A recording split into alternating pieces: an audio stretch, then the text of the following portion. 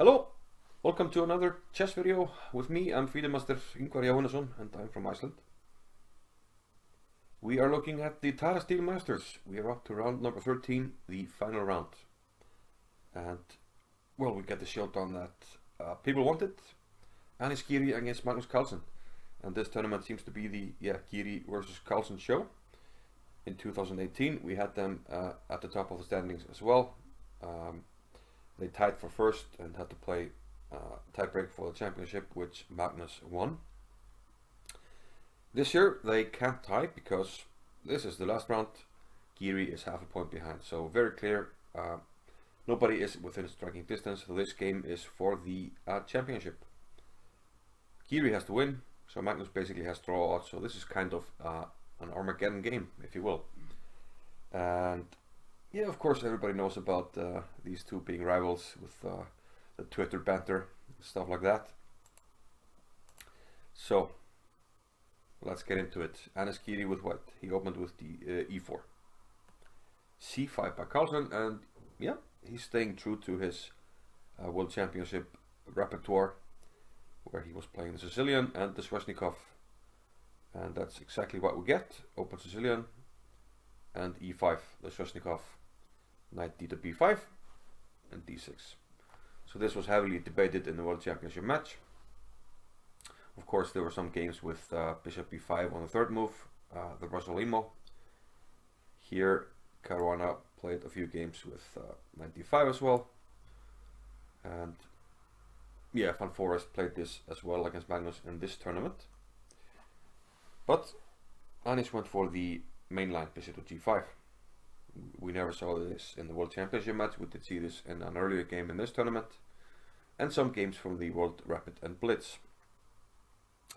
We follow the main moves, a6, expelling the knight, now b5, expanding on the queen side, of course threatening to win a piece here, so knight to d5, bishop e7, and white needs to relieve the tension.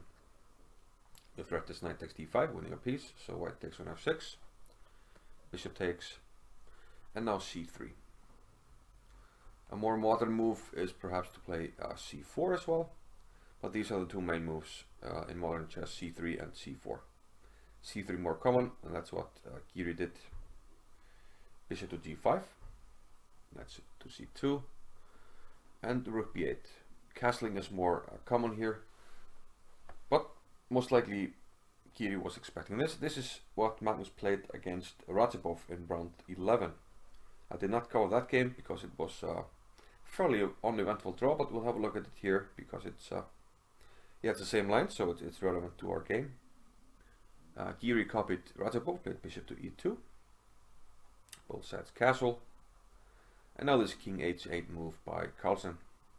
Sort of a prophylactic move. The king gets first and foremost out of this diagonal and to a safe square on h8, a black square, and black squares are where black is doing most of his damage in the Sveshnikov. And meanwhile white, as you can see, has a lot of light square control, squares, and the light square bishop, so it makes sense to make a prophylactic move like this. And now in the game Radjabov against Carlsen in round 11, Radjabov played a3, Carlsen played knight e7, chopped off the knight on d5, and we have bishop to e6, queen to d3, queen to c8, and very quickly here, after rook a to d1 and a5, we had the repetition. First Radjabov attacked the bishop, which was protected, and after h3 we had this rather uneventful repetition, queen c6, queen d3, queen d7, queen g3, queen back to c6, etc. And the draw was agreed in the game Radjabov against Carlsen. So it seems like people aren't getting anywhere much against Carlsen in this line. He has yet to lose since the World Championship, of course. But Giri, he went for another line. He played bishop to g4 here. a3 by Radjabov was a novelty, but bishop g4 has been played before. And in those games, black played bishop e6 and actually has scored quite well from here. However, Magnus played bishop to b7, which is a theoretical novelty. Here, Giri played knight c to b4. And Magnus took. a5 comes into consideration, but knight takes b4 is a fine move. And probably you'd like to take here and keep your pawn structure intact on the queen side, but this loses the pawn on e4. So you can't do that. So white is forced to take with a pawn on b4. Looks strange, but white will be able most of the time to undermine black here on the queen side. He will play a4, and this pawn will be become a weakness. Let's see how the game transpired. g6, fairly standard move. In Sveshnikov preparing f5. Now white goes for action on the queen side. That's more or less the only plan. a4, b takes a4, and rook takes a4. And now Carlsen sort of forces white's hand. He plays bishop to c6. This attacks the rook, and the seemingly obvious rook takes a6 is met with the more obvious bishop to b5, which would win the exchange. White, however, can sack the exchange because he does have a very good knight, which after the exchange of the light squared bishop, it's going to remain there, and this b pawn is a trump that might be used to harass black, so white probably has enough compensation for the exchange. The problem with moving the rook anywhere else, let's say rook a3, is that black can maybe just take on d5, then take on b4, and he shouldn't have problems here. Should be able to attack this pawn and win it. You can always defend this pawn if we need to. And it's hard to see how white makes much progress here, if he's better at all. But Giri, yep, he decided to give up the exchange here. And kind of going all in a way. The pawn on a6 will always drop. So he isn't worried about taking it immediately. Carlsen takes the exchange, queen takes, and he plays the f5 break. The move a5 also comes strongly into consideration. But f5 is probably more of a human move.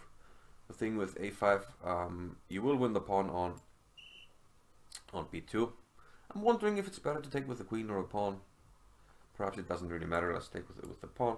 You will lose this pawn, but perhaps it's more human to be more fearful of this pawn because the bishop is covering, in some lines, is covering the queen square. So probably after f5, as played in the game, Carlsen thought, okay, he'll give up the a6 pawn, but the b pawn is kind of easier to contain. So I'm guessing that's his thinking process here.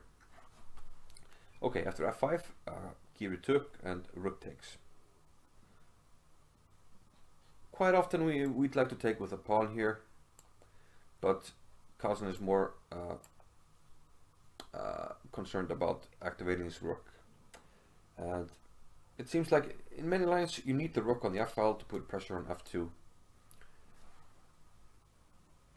Bishop to d3 was played, rook back to f8, and queen takes a8. a6, excuse me. Bishop d2. Here Giri went with pawn to b5. Sorry, queen to c4. But the thing about keeping the f file open was if b5, then the bishop will reroute bishop here, and it will come to this square, and it will be stable on d4 if white doesn't take it. And this shows why you need to keep the f file open. You will have pressure on f2, and black should be better. So queen c4 was played here, and Carlsen played queen c8, probably having the tournament situation firmly in mind. If he wanted to play for more, perhaps rook c8 is a move to make here, and then play rook c1, trade off a pair of rooks, and then you can attack this. This will become a problem. Maybe you can think about activating the queen. And black doesn't seem to have to worry too much about his king in the resulting positions. But Carlsen played queen c8, and Giri of course has to win, so he keeps the queens on. But Carlsen has a very nice way to liquidate here. He took on b4 with the bishop, seemingly losing a piece because knight takes b4, but the knight taking on b4 lost control of the f4 square. Now rook f4 attacks the queen. Next move we will win the knight on b4. White gets back the pawn on d6, but with this pawn dropping, White sort of has no chances to win here anymore. Carlsen played queen to f8. If you hold on to the pawn, maybe you have to be slightly careful because queen f6 check, king here, and now b3. And the idea is simply to get the bishop to c4. And White has good compensation here, even some chances. But Carlsen simply played queen to f8, and the idea is to block the jack on g7. And after queen takes e5, the game was actually agreed drawn. Giri off the draw. He has no means to play for a win, and actually neither has Carlsen. After queen g7, okay, I mean black can press a little bit, but it should be a draw. And if White wants a draw, he will simply take on g7. And the thing is, after you take on b2, I'll play h4, and this is a draw. White can even stay passive. There's no real way to increase the pressure on f2. You can't bring your king to pressure this. And if you exchange one pair of rooks, you can't win that. Even if you win the f-pawn, this formation g3 and h4 is actually enough to draw with the king and bishop. So completely drawn position. And Magnus remains undefeated in the Sveshnikov, in the Sicilian, since the World Championship match.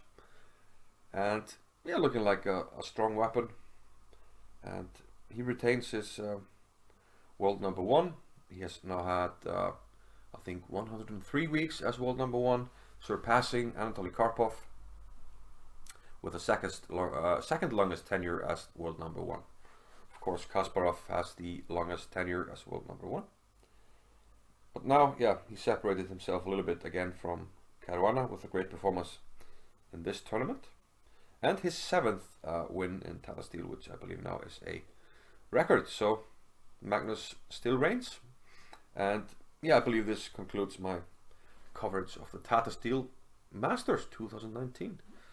Hope you enjoyed it. I certainly enjoyed following the tournament, looking at the games, and I hope you enjoyed it and or learned something along the way. I will hopefully see you soon in another chess video.